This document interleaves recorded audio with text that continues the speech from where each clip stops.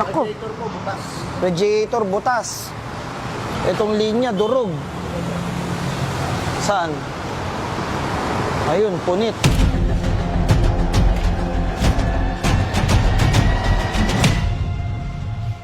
Yan na ba yun? Ito na yung from Baguio. MTO sayang.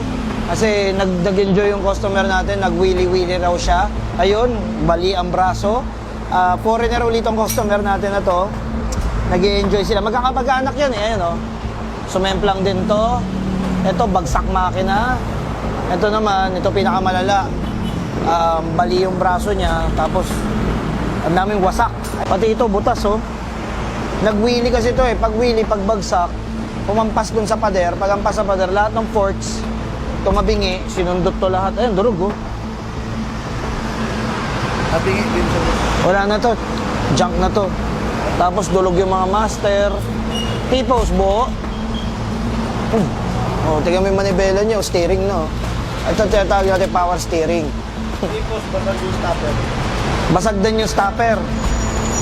Basag yung stopper ng T-post. Hindi malamang tabingi na rin to. Sira na rin ball race ito. Tangke, ubos, ang pairings. Front mags, buhay. Buhay yung mags. Durog na to. Ayan, yung mga forks, tabingi-tabingi. Diba? So, sayang. So, malaking trabaho to.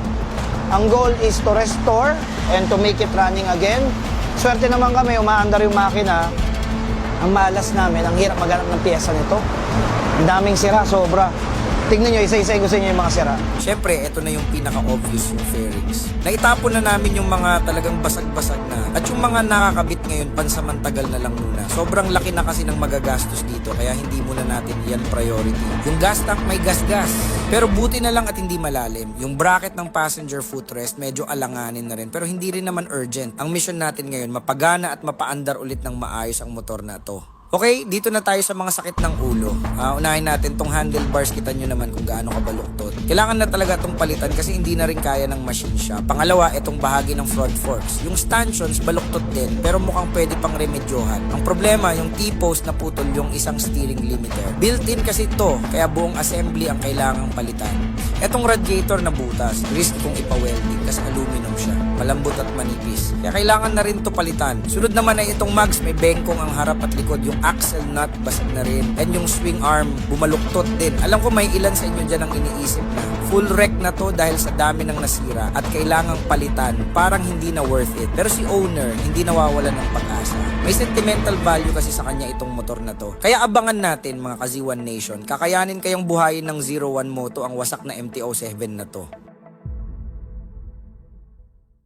May clutch na, no? So, kakambyo na to. Tingnan natin kung umaandar na. Okay pa yung baterya? Okay pa boss. Buhay pa yung panel. Ilan ang tinakbo nito? 25,000. Hindi ko alam ang nangyari dito eh. So, wasak to. Total wreck. So, ano mga nasira? So, ito butas to. Ginawan lang nila ng paraan. Ang nangyari dito, ginawa nila biniyak tsaka pinukpok para bumuka. Kasi lubog na lubog yan. Ano ipapalit natin dito? Aftermarket. Ano nilalagay natin? Racing Boy. So, mga Kaziwan Nation, nakikita nyo ba to? Ito ay isang motor nung unang panahon. So ito yung MT-07 na total wreck. Dinala dito sa amin at ang sinabi ng customer, naiwan lang daw sa parking. Sa junk shop ba o sa ano? Hindi ko alam ang nangyari dito eh. So wasak to, total wreck. So ano mga nasira? So last episode nakita nyo na inisa-isa na natin to. So dumating na yung mga piyesa niya, nagawa na. So ito yung forks, walang laman yan ngayon. Nakaubad lang, naka-tear down. Pinantay na to, minachine shop na to. Also yung swing arm, ito papansinin nyo. Ang nangyari dito, ginawa nila biniyak tsaka pinukpok para bumuka. Kasi lubog na lubog yan. Ito nga, putpek putol oh. Ayan. Pati yung sa rear set niya, ayan oh, kain na kain oh. Diba? Boss Sarge, bakit pati loob bukas? Kasi po yung crankcase cover niya rito sa clutch side to, basag yan. So ito butas to. Ginawan lang nila ng paraan, inaloy, winelding uli, pinalish para mabuo lang tong side na to. Ito ano, outer forks, wasak-wasak yung mga seals. Kasi nga bumengkong yun eh. So pag bumengkong yun, mapupwersa. Wasak-wasak oh. So outer tube. Also, kung nawasak yung fork, malamang, ito, wasak din. Ang naging problema naman nito, nasira yung stopper. Buti na lang, naagapan at nagawan agad ng paraan sa machine shop na ayos din at may remedyo pa. So ito yung tinatawag nating T-post or butterfly. So ito, tumatabingi ito. Ito, pinaka-sensitive na part ng motor nyo pag tumaob. Malaki ang tendency na pag bumabagsak ang motor kahit sa parking, especially big bike, ito ang tumatabingi. Kasi ito, konektado to dito. Nandyan yan, no? So pag ito nabengkong, ayan, katulad nito, natupi. Pag ito hindi naputol, ang susunod na impact na sasalo, ito. So tabingi yan. Nakita nyo naman yung knuckle bearing. Yung manibela, tingnan nyo, pilipit to. Ngayon, ang maswerte rito kay Sir, pinaka-butterfly niya buo. Medyo hindi bumengkong. Medyo mahirap kasi to, palit to, hindi to mare-repair. Also, dito sa chassis niya, swerte rin, hindi na bengkong. Even though na mare-repair naman to, mahirap kasi mag-repair ng chassis. Lalo na sa part na to dahil ang kapal nito eh. Diba? Ano ba bang nasira dito? Ito. Nasira din to. Ito, yung mga, itong chassis, tabingi-tabingi yan. Naiunat na yan. Yung mga ginagawa rito ngayon. Actually, zero to ngayong motor eh. Hubad to lahat. Walang langis, wala lahat. Pati pairings, kulang-kulang pa. So, yun yung gagawin dito. Pati mga wiring, sunog-sunog oh. Ayan oh. Pati levers, basag-basag. So, ito yung dinala. Kamag-anak din to nung Ninja 650. Nagalit na galit kayo sa akin. Ngayon, kaya ako galit na galit kasi magkamag-anak sila ba't ginaganito nila yung motor nila. Diba? Hindi ko magets kung paano sila magmaneho sa Baguio abat nawasak yung ganito katindi yung wasak nitong motor na to. Duda ko, yung Ninja 650 tsaka ito, nagbanggaan yun eh. Ngayon, ang reaction ko, mga sir, ba't ayaw nyo maging honest sa mga problema ng motor ninyo? Diba? So kayo alam ko kayo, guilty kayo dyan. Ang dami niyan. Pupunta sa shop, natuyuan ng langis. Tapos sasabihin, ang palusot, lagi naman ang chichencho eh. Huwag ganun, hindi nyo kami magulang. Magsabi kayo ng totoo para magawa namin yung mga motor ninyo. Sabi dito na aksidente lang daw. Hindi ko alam saan to na aksidente. Ginulungan ba to ng truck? O siguro magmula Cannon Road hanggang pababa, doon gumulong yan. Kasi wasak eh. Parang hindi to simpleng bagsak eh. Kasi left, right, back, front ang tama eh. Parang gumanon to, tapos pumilipit to ng gano'n eh. Kasama niya yung Ninja 650. So ito ang pinakamalaki, ang tama. Alam ko pati tangke nito may tama eh. Diba? So yan. Yan ang project today. Yung ibang piyesa na pagawa na sa machine shop ngayon, assembly time at may mga kulang pa yan. Madaming kulang to. Balikan na lang natin to.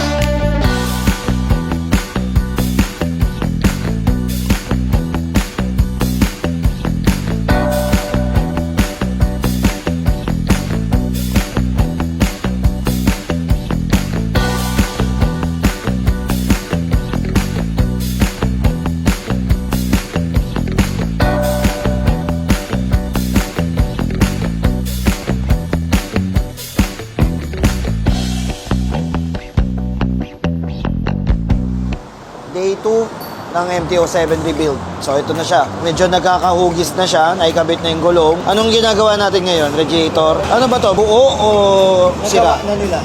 Ginawa na nila. Kasi ito, bengkong to eh. Ayan o, bengkong to eh. Naayos na to doon, tapos may tagas. Okay na rin. Ayan o, tabingi o. Okay pa ba yan? Laki na talaga ng gastos dito. Halos walang natira eh. Pati yung mga pairings na bibili nito, papalitan lahat yan. Buti yung tangke, hindi nakupi. Ito, buo na. Yung mugs, nabuo na rin. Ayos na. May laman na to? Walang tagas? Oh, Pinalitan namin ng oil seal. pinalitan na. Dito rin. Okay na. Race na pala ito na. Ball race sa palitan na rin, okay na. Actually, ano na to, 40%. Ayan, no? So ito yung mags na nadurog. Kung papansin niyo wala nang, yung kabila may kulay, yun wala. Oh. Saan kaya yung punit na to? Sobrang galing nung gumawa, hindi nahalata yung punit eh. Nasaan punit na to? Hindi nahalata, no? Ang galing, no?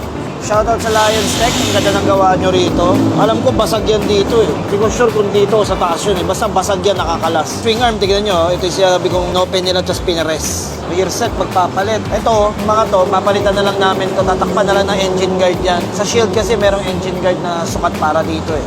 Rear set, order na lang tayo rear set kasi wala na rin to eh. Bengkong na eh. Gulong, palitin na mags, baka powder coat yan. Yung goma niya rin, hindi tugma. Kaya rin siguro sumemplang to si Sir. Tignan nyo. Nakaano siya, 70 sa unahan.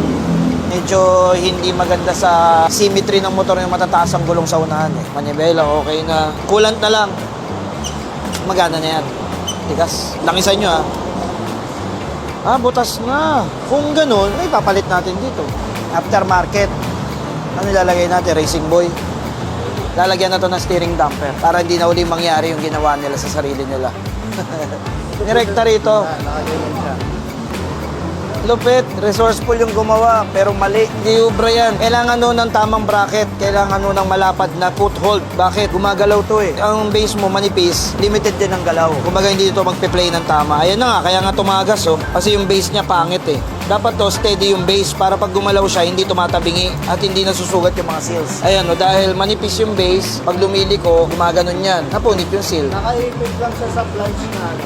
Sa plastic. Galing, no? So, ito yung narek. Wasak mags, wasak swing arm, wasak front assembly, naubos pairings. Ang natira lang ditong matino, makina, tsaka chassis. May clutch na, no? So, kakambyo na to. Tingnan natin kung umaandar na. Okay pa yung baterya? Okay po, boss. Buhay pa yung panel. Ilan ang tinakbo nito? 25,000.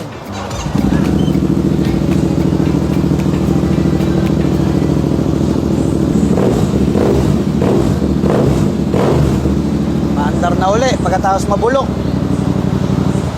Yan, antayin na lang natin yung coolant para mapainit na. Tapos full linis.